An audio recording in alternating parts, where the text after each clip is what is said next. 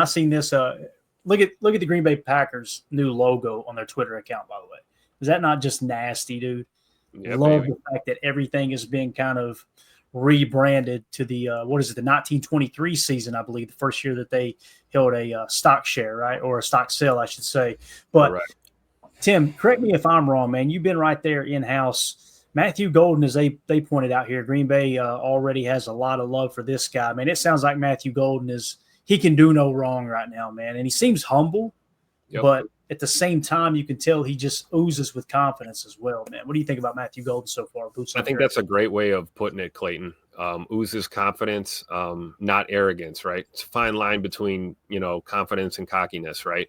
And Matt Golden's a humble dude. And that being said, I think it's a great point to bring up because, being the hot new rookie receiver, obviously a fan favorite already, this moment doesn't seem too big for him. This is a guy that is not nervous out there, playing with some good energy, positive vibes, high energy out there.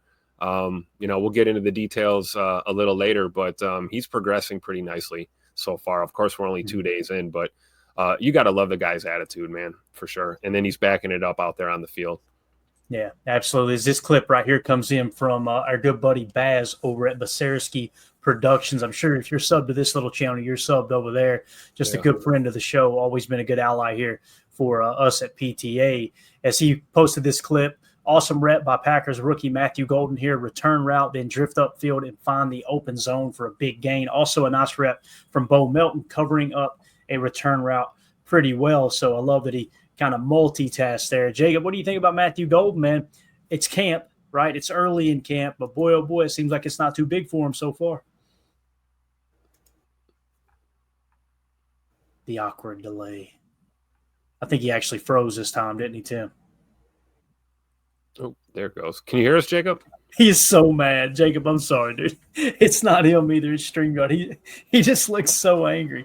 Hey, sign off. There you go. I was going to tell him to sign off and sign back on. Jacob looks so mad. I don't mean to laugh, but God, that was hilarious, man.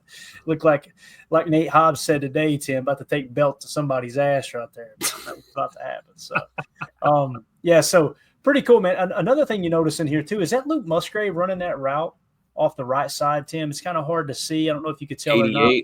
Yeah. It looks like he starts outside, so they had him flex. See him, then he cheats in. Yeah, that's Musgrave.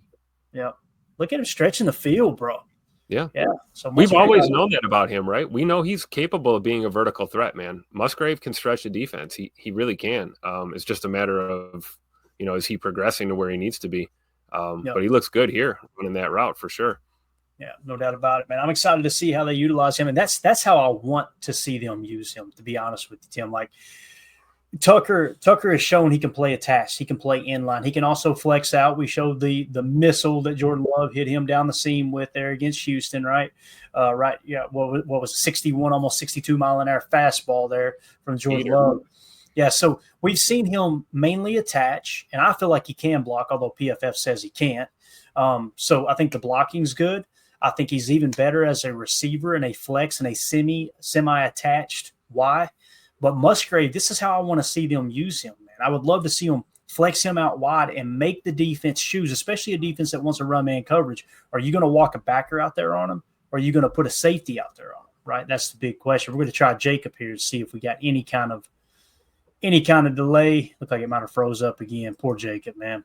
He rushed home and everything to get on the show, man. I feel bad. We're going to have to email StreamYard or something. It's ridiculous. So might have to change platforms too before it's all said and done. But does that make sense though, Tim? Like I think that's where Musgrave's going to make his hay, is being able to manipulate what the defense can or cannot do in terms of coverage, backer or a safety type thing. Yeah, absolutely. I agree. He's more of a threat, I believe, as a field stretcher and a receiving tight end. The blocking hopefully improves, right? But we know when it comes down to getting down and dirty in the trenches, we'd rather have Ben Sims and Tuck Norris doing that kind of work, right? So let Musgrave go ahead and stretch the field. I love it. Hey, Jacob, why don't we try to kill the camera? I see you in the background. Kill your camera, and let's see if it fixes the delay. Maybe that'll help a little bit whenever you hear this. Hell, we might be on the next segment by the time you hear this. Anyway, moving along here. Let's go on to the next shot here from Baz Really, really cool. This is he says a dime from Jordan Love firing a hole shot to Mecole Hardman between Williams and Hobbs. Really, really like this shot here. It's kind of hard to see, but on the left side, they call it a hole shot, and many people do. When you guys hear me describe like a cover two defense, I tell you there's 3 spots you can attack a cover two defense in a zone look, and that is in the bunker or the base. So you got 2 bunkers, a bunker on each sideline, and that's what they call the hole, right? So you can get it over top the corner, but underneath the safety, or you can attack the base down the seam if they're not in a Tampa 2 look. We're going to try to get Jacob in here again. Jacob, let's try it again. Any delay? You good now? I think for the time being, maybe. Could be good. All right, cool. Well, you just chime in when you want, man. We'll let it settle in here real quick. But if you want to kill your camera, that may end a little bit of the delay too. I don't know if it will or not, but just disable your camera and we'll see if that helps you on your end. You just jump in whenever you want. So, yeah, this whole shot here to Mecole Hardman. I was listening to Wildy talking to Brian Balaga a little bit earlier today on the Homer Hour, and he was like, man, Wildy, and I'm just kind of paraphrasing, but he was like, I didn't expect Mecole to come out and be like this big playmaker, this big contributor, right? But boy, oh boy, every step of the way, Tim, OTAs, mini camp, and now training camp, you just keep hearing his name every single day. Obviously, this is a whole shot. You got to be a little bit brave there, too. And let's be honest, Evan Williams kind of pulled up. He didn't want to kill number 6 here, right? Yeah. But it's every year, man, something like this happens. I remember Romeo Dobbs' rookie year it was just like you kept hearing his name over and over and over that camp. And then you come out that fall, and next thing you know, he's one of the top receivers on the team. Yeah, and it's great to see him building that rapport with Jordan Love, as well as Sean Clifford and Taylor Algersma, for that matter. Building good relationships with our quarterbacks and, putting our secondary to work there. Obviously guys are going to, have to pull up a little bit in these situations. There's no pads on yet, right? We don't want anyone getting hurt. But that being said, man, practices have been really intense these first couple of days. Unlike anything I've seen the last couple of years being there. I think back to last year or the year before on day 1 and 2, it was kind of easier way into things. And, much to Matt LaFleur and this staff's credit, man, he's had these guys out running from the very get-go. And I think it's important to get guys like Mecole Hardman involved in your offense early, and that's going to raise that standard for the younger guys. A lot of these younger guys in the receiving room, they're going to have to fight through a wily veteran like Mecole Hardman to maybe find that last spot on this roster. And, we'll get to the special teams and the return game aspect that he brings to the table as well, I'm sure later on, but it's awesome to see him getting involved. And, he's one of those guys that does make his teammates better too. You can see it out there. If you've watched any bit of practice, he's just a great guy to have in the locker room and, really challenging these guys out there, both sides of the ball. I love it. Yeah.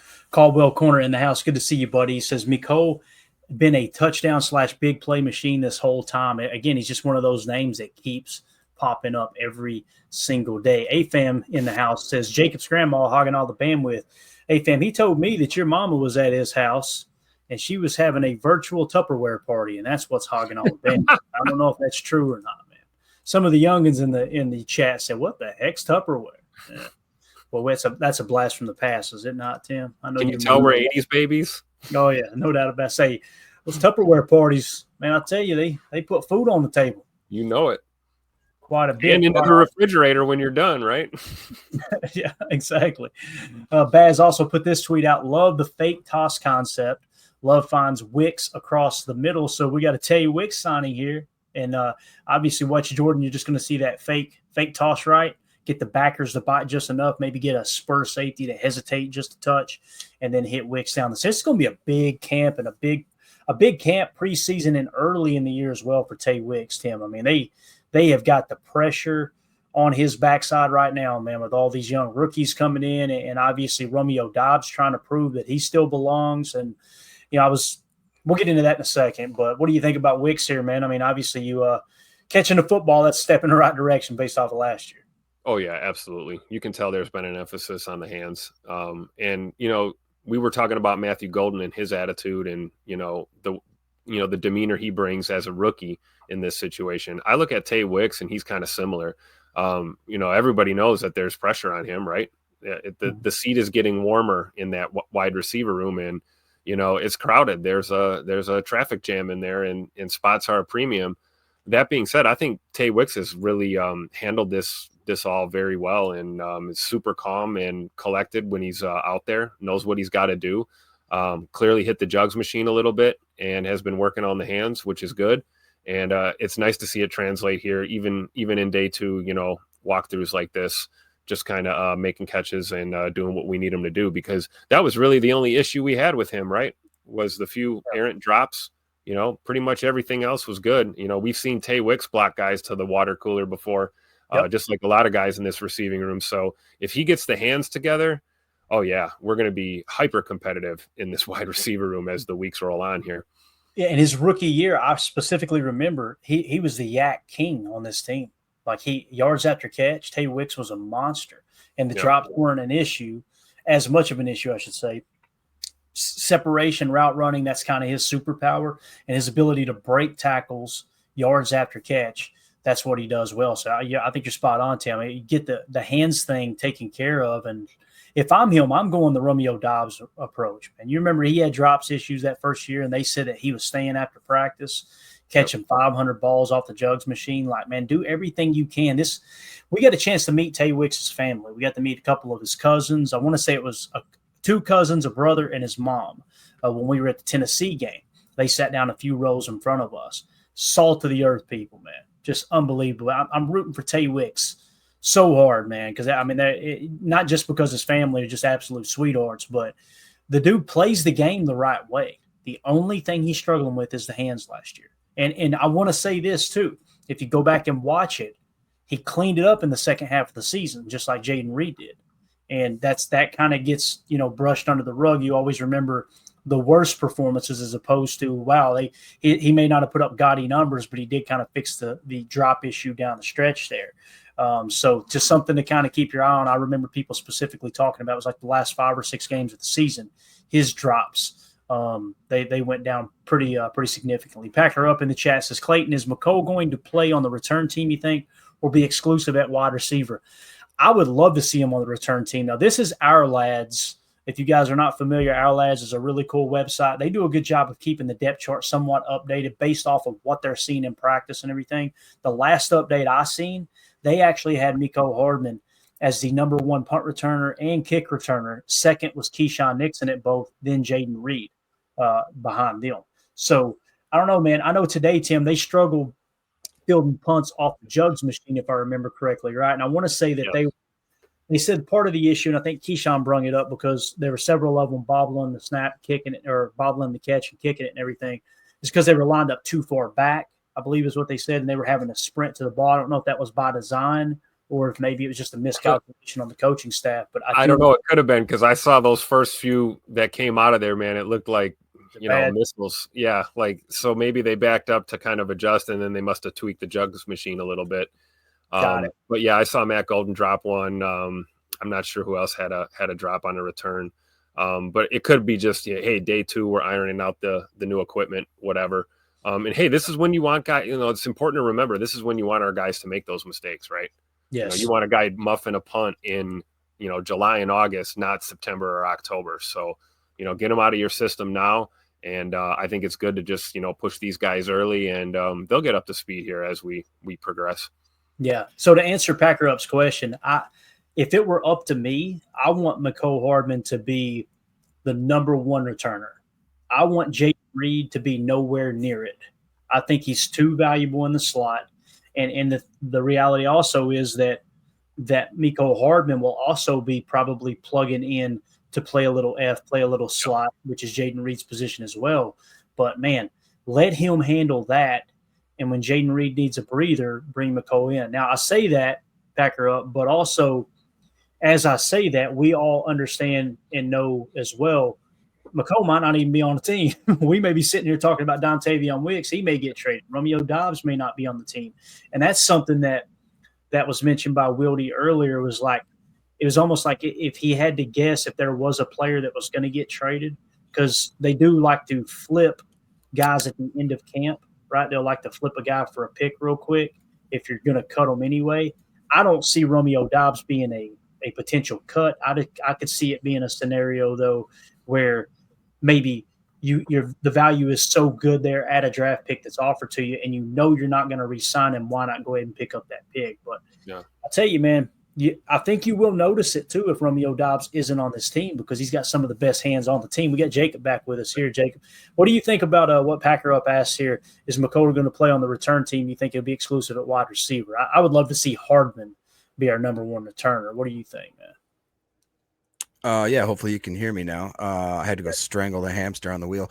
I think it's going to be predominantly that he will start as a return guy. And I think that, though, depending on how this offseason shapes out, he's been showing more and more that he is a big play type of threat.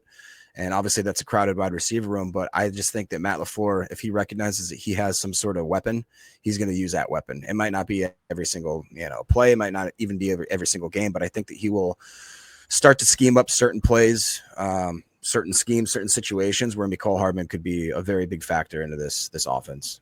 I feel like Packer Up's question kind of answers it for me. I think if Mecole Hardman's on this team, he's on this team as a receiver and a return guy. I don't think he's going to be an exclusive in either category. I don't think we have enough room on this roster. And you talked about Jaden Reed being valuable, obviously, on the offensive side of the ball.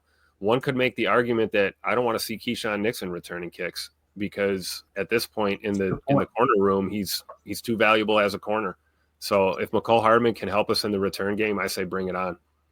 I think it's a very good point, Tim. Holmes MD1 says Williams took punt return today as well. Kraft was taking kick return. LOL. I seen that too. That Kraft fielded one or two off kick return. Oh, yeah. Well, I'd hate to be one of those gunners coming down the field at the 85 returning the kick with a full head of steam. That'd be hilarious. But what he said here with Savion Williams, that might end up being the guy. You never know. We may look up at the end of camp and be like, holy cow, Savion Williams just took this.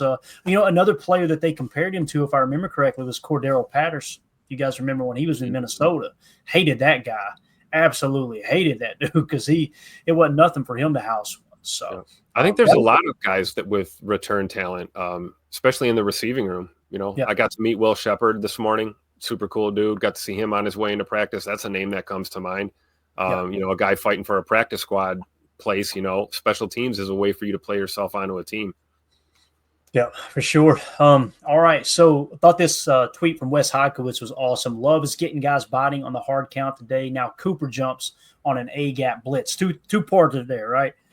They got Coop back in there, and we'll talk about him when we get to the defensive side of the ball, but they got him mugging that A-gap again, right? And you put on an extra 20 pounds. That ain't to play coverage linebacker.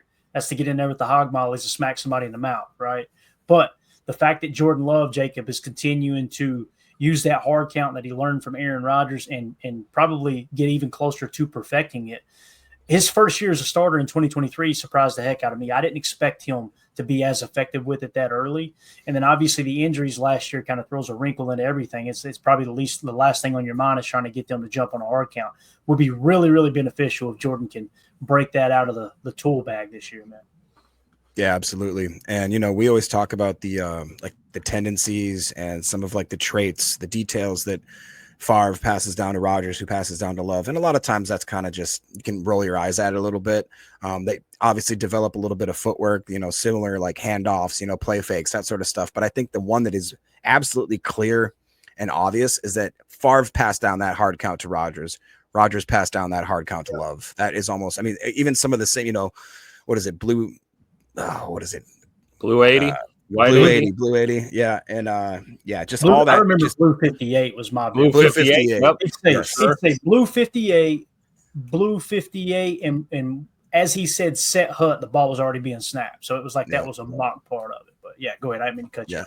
No, that's what I wanted, and I just really do think that is an intangible thing that you can actually, or that is a tangible thing that you can really see that it got passed down through the three generations, 2 Hall of Fame quarterbacks, 1 to be determined, right? And it's nice because I would argue that Aaron perfected the cadence aspect, though. Yeah, I think Aaron was the master of the cadence, right?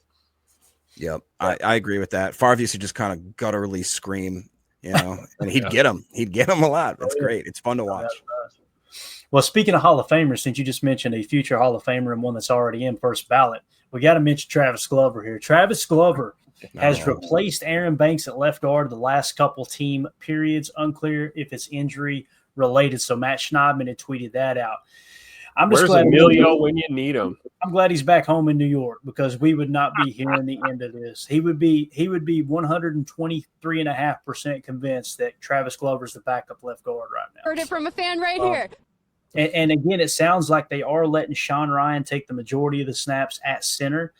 Everybody's kind of coming around to the whole Elton Jenkins situation here, Tim. Based on all the experts that I heard today, it was really lockstep with what we said last night. That sounds like the Packers are dug in. They're not going to budge on that contract, and Elton Jenkins is just going to have to play under the current contract. Now, hopefully there's no ill will there. And maybe it was something that he realized, okay, they're not going to give me a bump here.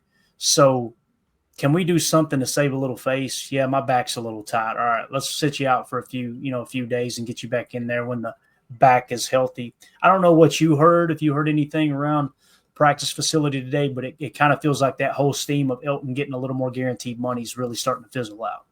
Yeah, I can't really speak to anything that I've heard. I can just tell you what I saw with my own two eyes, just kind of watching. I got a little treat. We had the offense running on the south end zone, normally where the defense is and where I'm camped out. So got to see some 2-minute drill with the ones today and a little bit of the offense doing some work. And what I observed was Elton Jenkins was in the front of the line everywhere that the offense was. So he was engaged. He was moving around. I think there could be some truth to what you're thinking here, Clay, that, maybe by this weekend. I think we've got off on Saturday and then a couple practices in a row, Sunday and Monday.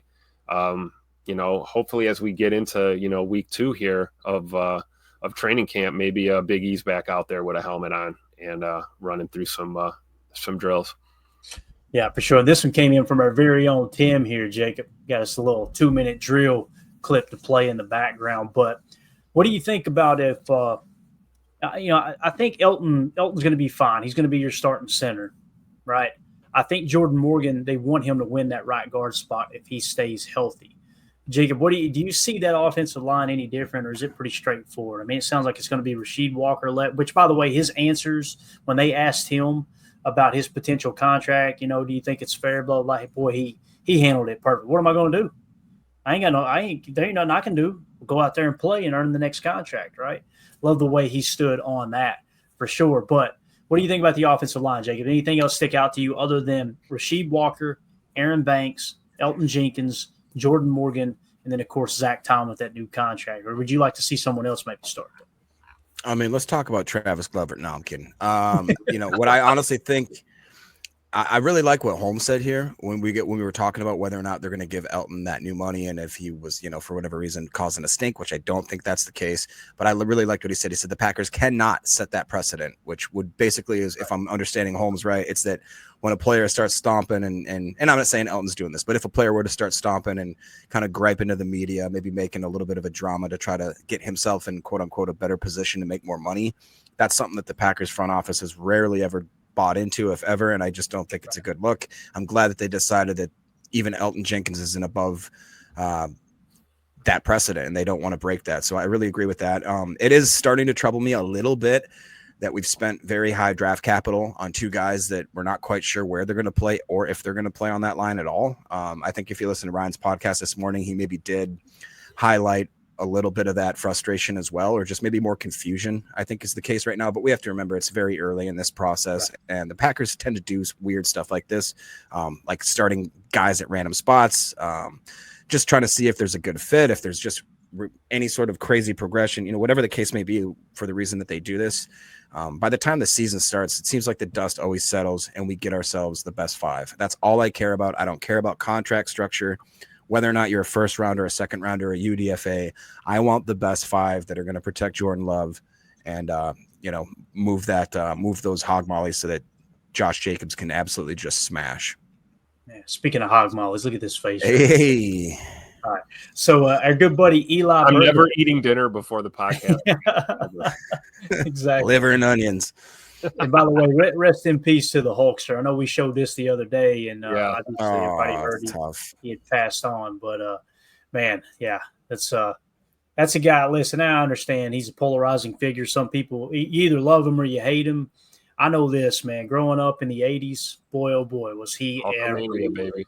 He was everywhere. So, Eli Berkovitz, speaking of the Hulkster, Eli Berkovitz here said Matt LaFleur was asked how he'll keep all of his pass catchers happy. Quote, winning. And that's I love right it. That's great. Yeah. Tupac LaFleur answer right there, baby. You got to love it. And I think it's so important. That's how he's looking at it. It's like he's not going to hear anything about this guy's not getting enough touches, that guy's not getting enough touches. If indeed that was what happened with Romeo Doubs last year and there was a complaint about his role, boy, what did Matt do? All right, cool, you're suspended. Like, we ain't going to hear it, right? And hopefully it wasn't as brash as that, but Matt's not playing games here, man. It's just like what you were just saying with the offensive line, Jacob. I personally don't think it's confusing at all. And I haven't heard Ryan's pot on that, but you guys are not in the minority there. I think I'm in the minority. I look at the offensive line and go, you got these guys under contract for, 2-3 more years now. The rookies, a 4-year contract. Why not go ahead and use up the guys that are your starters, right? Like if it's neck and neck, Jordan Morgan, Sean Ryan, give me Jordan Morgan. I want him to be able to get the experience and continue to ascend, right? But if Sean Ryan's a little bit better than Jordan Morgan, I have no problem, even though he's a first-round pick, sitting on the bench and letting Sean Ryan take those number 1 reps. That's just me personally. And the reason being is, like, I know most organizations, and the Packers probably don't truly see this, although they talk about it all the time. Once you're drafted, everybody's got a clean slate. Now, I know people roll their eyes. I truly see it that way. I want the best 11 on the freaking field. I don't care if they were a first-round pick, golden bonus baby, or if they were undrafted. Imagine if we'd approached it that way with Tramon Williams back in the day. He's not getting that pick 6 in Atlanta and setting the tone right before halftime in that playoff game to propel us all that momentum going throughout the playoffs, winning the Super Bowl. You know what I'm saying? So I don't really look at the draft pick as much, other than if we're trying to predict the roster. Boy, there's precedent for it. As Mark Tauscher always says, who, by the way, was a 7th-round pick out of Wisconsin. He said 7th-round picks have to constantly prove they belong. First-round picks have to constantly prove they don't belong. And it's so true. It really is. It's just like Isaiah Simmons, who's on the roster now, right? If he was so bad, as everybody said he was at the other stops, why is he still in the league? He's a number 8 overall pick, They've seen that upside for sure. But I love this quote right here. You guys got anything to add to that? I love where Matt's headspace is here on the receivers. I mean, I think it goes really well just with this mentality. Like, Tim, I believe, was it you that mentioned that today in the text thread that it seems like they're not messing around at this time of year, that they're all ball, and that it's not like they're not letting them kind of dip their toe in. They're saying, jump in, boys, because we're going and we're strapping up and we're playing for a championship. Does that kind of fit what you're seeing out there? That's the attitude. It was kind of surprising to me yesterday being out there. Because, like I said, I've been blessed the last 2 seasons in a row to be able to attend pretty much every single training camp practice that's open to the public. And the past couple of years, the vibe was totally different compared to what I've seen in the last 48 hours over there. And that's from staff to the players to everybody involved. You've got veterans that are demanding a lot from the rookies and the young guys. You've got coaches that are running everybody hard right out of the gate. We can talk about there's no pads and all this. Yeah, that's true. We're not going, contact, full contact or anything, but these guys are going close to full speed, and they're working up a sweat, and they're getting right to work. There is no effing around this year at all. No. Ed Madden in the chat said, if Sean Ryan's willing to take $8 to $10 million average annual value next year, would you re-sign him? I would not. And the reason being is you're kind of projecting the offensive line out right now. Now, hear me out on this. I was thinking about this earlier today. I was listening to Wilde and Tausch, and they were talking about the offensive line and how it's going to shake out, and specifically Rasheed Walker. It's obvious now, and unless something drastically changes, the Packers are not going to give Elgton Jenkins that extra guaranteed money, right? We've kind of talked about that ad nauseum. If that plays out that way, we talked about Elgton Jenkins' contract structure, they're looking to lower that cap number next year or possibly move on. I mean, the reality is his cap hit next year is $24.8 million, okay? The dead cap attached is only $4.8 million. So you could free up $20 million in cap space. What if their plan is actually to go into this season, let Jordan Morgan compete in training camp with Rasheed Walker at left tackle. If Rasheed Walker beats him out for left tackle and they push through this season, you got Jordan Morgan who can play right guard, and then you got Anthony Belton, an offensive tackle that you drafted in the second round, right? What if the plan is play Elton at center this year? This is cold-blooded in my best Chappelle show version of Rick James. All right, cold-blooded. So imagine if the plan is let Elton play center this year, right, from left to right. Rasheed Walker, Aaron Banks, Elton Jenkins, Jordan Morgan, Zach Tom, Anthony Belton, your swing tackle, Sean Ryan, your swing guard. And let's say it's an audition for Rasheed Walker to make top money. Well, we talked about you're not going to pay more than three offensive linemen top money. That's why it's like Rasheed Walker's the odd man out because of Elton Jenkins. What if you did move on from Elton Jenkins after this year? You free up $20 million in cap. You take a chunk of that and pay Rasheed Walker $17 to $18 million per. You got a younger guy on the blind side of Jordan Love, locked up long term, and now your top three offensive linemen paid are Rasheed Walker, Aaron Banks, and Zach Tom. And now what you've got is who's going to play center. Remember what was said last year, that Zach Tom was they said he was a Pro Bowl tackle, an all-pro guard, and a Hall of Fame center is what they thought they had in Zach Tom. What if that's the plan? What if the plan is to kick Zach Tom into center, right, and let Anthony Belton take over at tackle, or Jordan Morgan, whichever one seems fit, and either Anthony Belton will go to guard or play tackle, vice versa, and then you lock up Rasheed Walker. I just thought of that earlier today, and I know we've kind of talked about it a little bit, but I don't think that's out of the realm of possibility, especially if Rasheed Walker goes out this year and he just dominates at left tackle. What if he improves the run blocking and he puts himself on the same level as Zach Tom? Because the only thing missing between the two, the only difference between those two players is Zach Tom is as good or better a run blocker as he is a pass blocker, but he's already considered a block. What's your all's take on that? Jacob, what do you think about that? I mean, I like that idea. To me, that would make me feel a lot better about the depth and the draft capital that we did spend on Belton and Morgan. And honestly, that to me, would be that epitome of having the top five, the best five out there. So, that's what Joseph is saying here. I think that we'll likely move off of Elton next season if we were to make that switch. So that'd be a little interesting there. But what do you think, Tim? He also, Tim, he went on to say, Joseph did, he said that would explain why we didn't draft the center this past draft, which was heavy in positional value there. And I think we would agree with the way our draft board looked. We were expecting the old cowboy from, what was it, Arkansas State or whatever? Joe, was it Jacob Bayer? Am I thinking right? Yep. Yeah. Who it was, yeah. So anyway, what do you think about that, Tim? I think we still haven't recovered from the missing out on Creed Humphrey, right? I mean, obviously, so maybe the plan has changed, and I think there's some validity to your point. Why not have Big E hold it down this year? That way you're not studying any growth at your guard positions. You've got Zach Tom, who can play anywhere on that offensive line, might even be able to line up at tight end if we needed him to. I mean, guy's one of the best offensive players on our team. So I think there's, you got a legitimate point there, Clay. I will say this, regardless of what the plan is, maybe the plan is to see how camp goes. And to see, who's going to identify themselves as that potential, backup center, at least to Big E this year, until we can get eventually, a guy like Zach Tom to settle in at that spot. Maybe that's why we gave him the bag, right? Yeah. Blake B says in the chat, would that explain why Tom didn't get number one in the league right tackle money? That crossed my mind too. His centers get paid quite a bit less than tackles. And I was expecting Zach Tom. You guys remember I was talking about $25 million. I pay him $25 million per.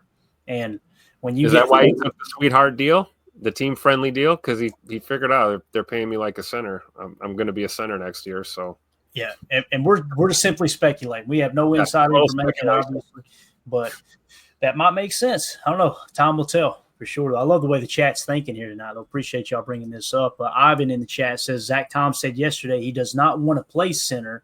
He only wanted to play right tackle. I did not hear that. That's important information. I didn't hear that in his presser. So appreciate that info there.